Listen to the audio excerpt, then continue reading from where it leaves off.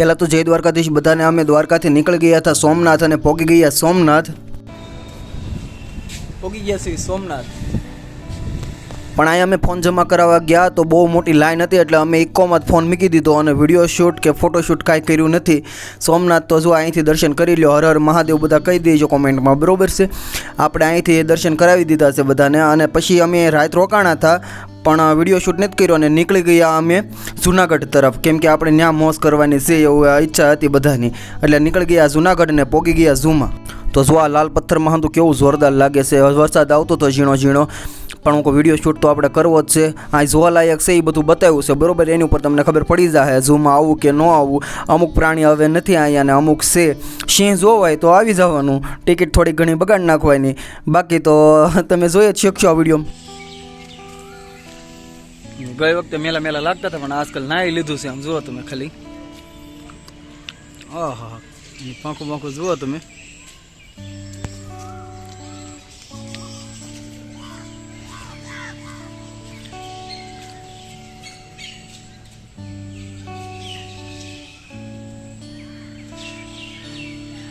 આ રીતના કંઈક પક્ષીને એવું હતું, તમે પોઝ કરીને વાંચી લેજો કે કયા પક્ષી છે, બરાબર। અને વ્યા ગયા અમે નથી સિંહ જોવા, જો તમે આગળ આ સિંહનું પાંજરું ને એવું ઊંધું છે।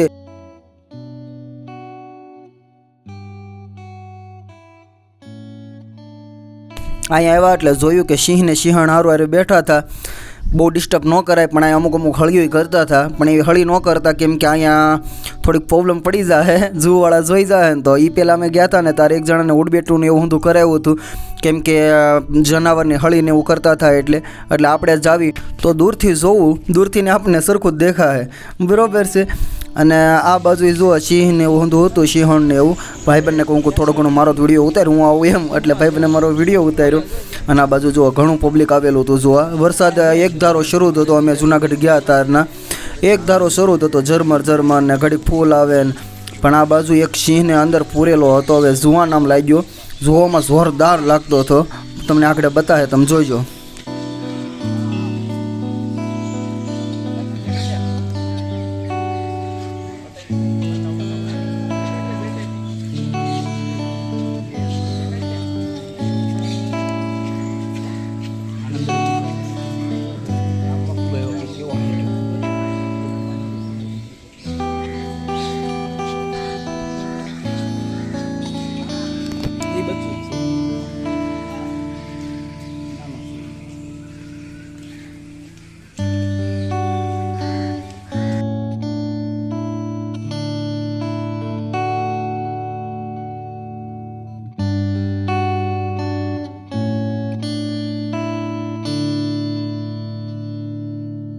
અને અહીંયા પછી જોયા અમે શાળિયા, જો આ રીતના કંઈક શાળિયા હોય, ન જોયા હોય એ જોઈ લેજો, ઘણી પ્રકારના આમ અલગ અલગ હંધો આવે છે, બરાબર છે। અને પછી વહી ગયા અમે મગર જોવા, આ છે મગર, અને આ બાજુ ઘડિયાળ કહેવામાં આવે છે, લાંબી સાંસ આવે છે ને મગરને એ રીતની આવે છે, તમને ખબર હશે એને તો ખબર જ હશે, ન ખબર હોય એને કહી દો કે ઘડિયાળ કોને કહેવાય। જો તમે આ દેખાય છે ને એ ઘડિયાળ છે, એની સાંસ આ રીતની આવે છે, મોઢું આ રીતનું લાંબુ આવે છે, જો।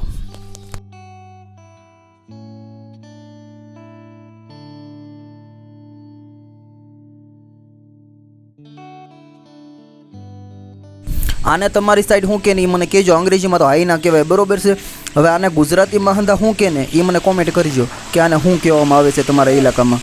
અને પછી અમે જોયો હિપો, જેમ કે આપણે ગુજરાતીમાં કેવી દરિયાઈ ઘોડો, જુઓ તમે અહીંથી હરખો નહોતો દેખાતો એટલે અમે થોડાક આગળ વહી ગયા, પડખે પડખે બે છે એટલે ત્રણ છે, જુઓ તમે અહીંથી હરખા દેખાય છે, અને હજી તમને હરખા દેખાડવાની કોશિશ કરીશ, જુઓ તમે કેવા લાગે છે। અંદર ગળી જાય પાણીને, થોડોક હાથ લાંબો કર્યો છે અને થોડુંક ઝૂમ કર્યું છે, જુઓ તમે અહીંથી હરખો દેખાડવાની કોશિશ કરું છું તમને કે કઈ રીતના છે આ। તમે જુનાગઢ આવ્યા છો તો તમે ઝૂમાં આવ્યા છો તો જોયા થશે, તો મારે કંઈ કહેવાનું છે જ નહીં।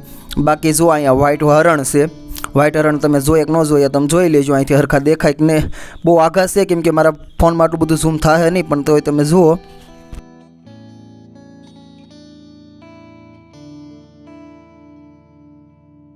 જુઓ તમે આ અંદર જૂનો નજારો છે, આમ મજા આવે એવું છે, બેહવાની મજા આવે એવું છે। આવો તો આવજો, બરાબર, આટો મારવા। અત્યારે ઘણા નથી દેખાતા. શેઠાડી હોય પણ શેઠાડી છે નહીં અત્યારે, બરાબર. પણ આગળ અહીંયા વરુ છે. વરુ તમે આમથી આમ આટા જ મારતા હતા, ઘડી કંઈ હેઠા નહોત બેહતા, એટલે હું આપણે એને થોડા ઘણા ઉતારી લેવી. તમે જુઓ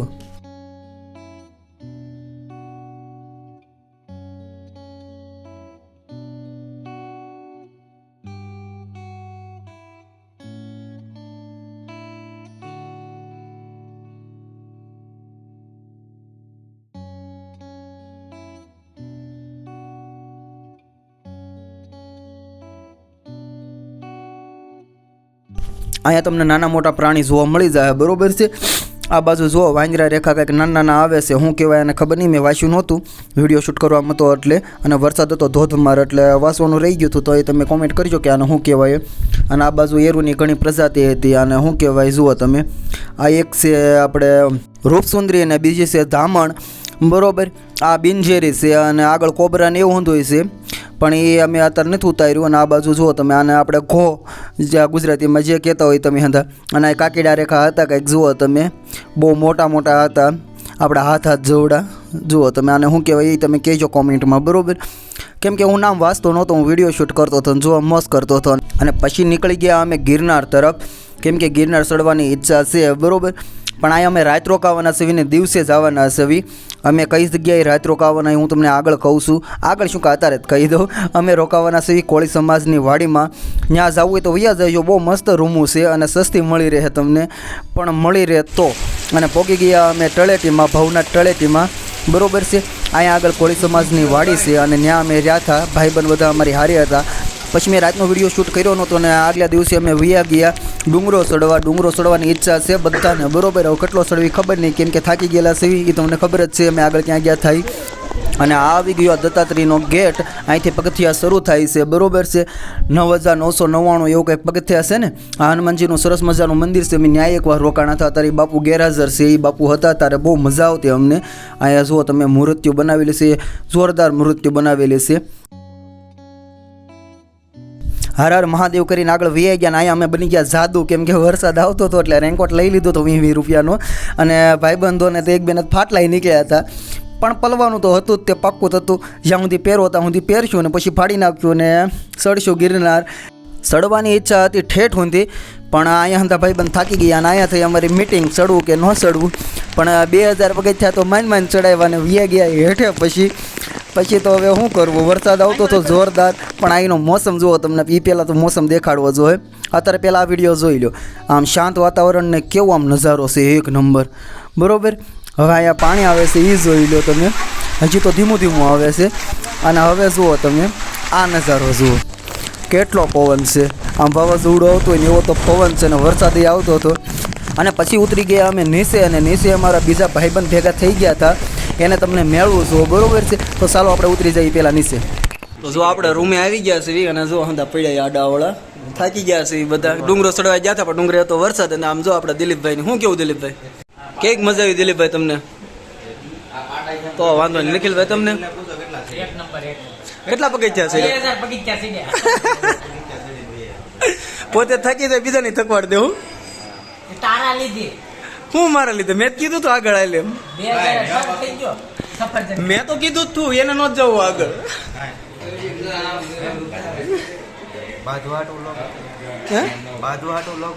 કોને ખબર? તો ના બધા એવું નતું, ભીનું હતું, પડ્યા હોય તો વાગી જાય. ના બીક લાગે, પડ્યા હોય ને તો વ્યાજ હેઠા. હા એમાં એમ જો એમાં થયું એવું. આને બિસ્કિટ કાઢી હું તો હું મેન હાથમાં જ ખાવા લીધી ને તો વાંદરો સોટ્યો, બે ભાઈ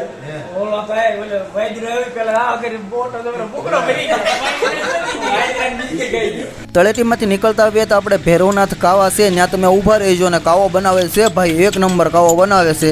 તમે આ ટ્રાય કરજો. હું તો એકની હાથના 2 પી ગયો હતો, મજા આવી ગઈ હતી. ને આ ભાઈએ કંઈક જડીબુટી ગણાવી હતી, તમે સાંભળજો.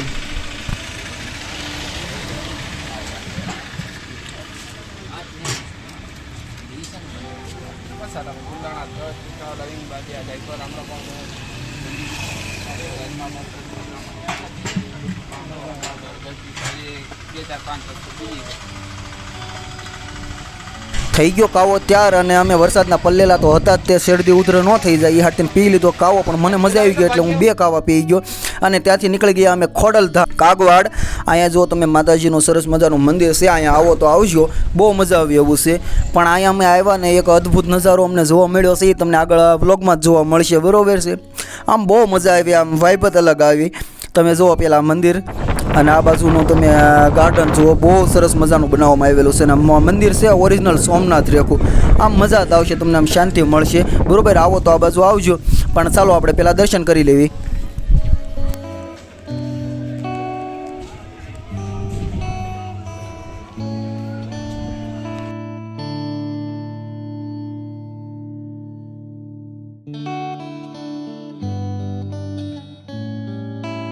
દર્શન કરવા જતા હતા પણ અંદર મંદિર હતું બંધ માતાજીનો પડ બંધ હતો અને અહીંયા વિડીયો શૂટ કરવાની મનાઈ હતી એટલે અંદર કાંઈ વિડીયો શૂટ કર્યો નથી પણ અહીંથી ગર્ભગૃહ દેખાય છે માતાજીનો તમે અહીંથી દર્શન કરી લેજો અને જય ખોડિયાર લખી નાખજો અને આ છે અદ્ભુત નજારો તમે જોઈ લો